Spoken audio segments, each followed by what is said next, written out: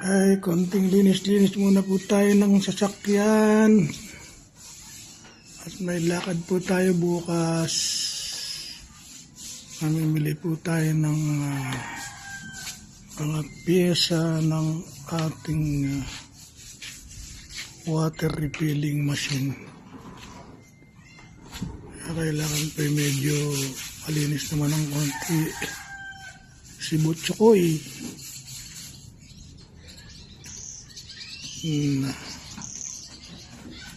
Papapasabak po sa lakaran.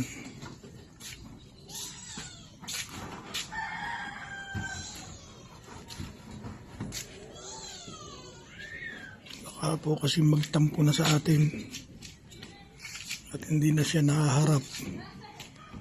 Lagi na lang tayong nasa refilling station.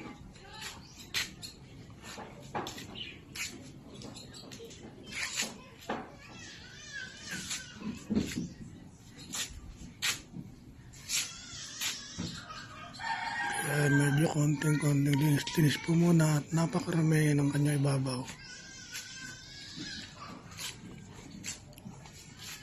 Pati po yung ating mga pang-deliver.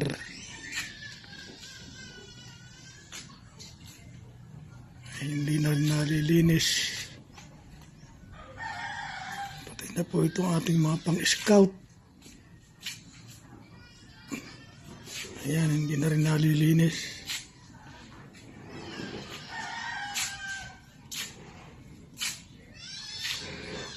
Kaya unti-unti natin silang lilinisin maya-maya ng sabay-sabay.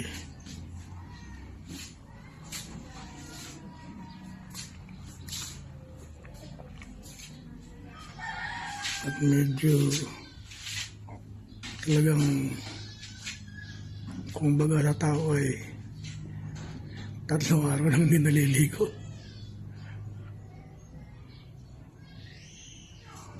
Nadaan po kasi ito sa parting Tarlac. Kaya maraming dinaanang lahar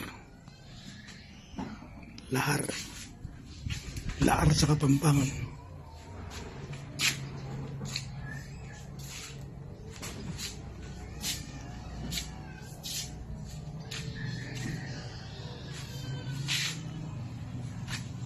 Dito po kasing marami.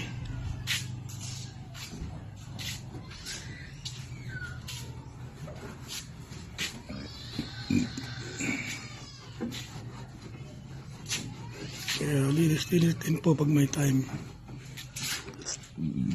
Lalo na yung mga pang-ilalim. Mahal po kasi ang car wash ngayon na complete. Kaya medyo tipid tayo.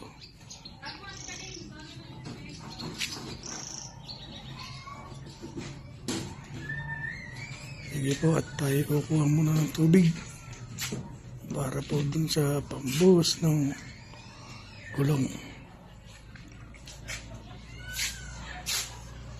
God bless po sa inyong lahat.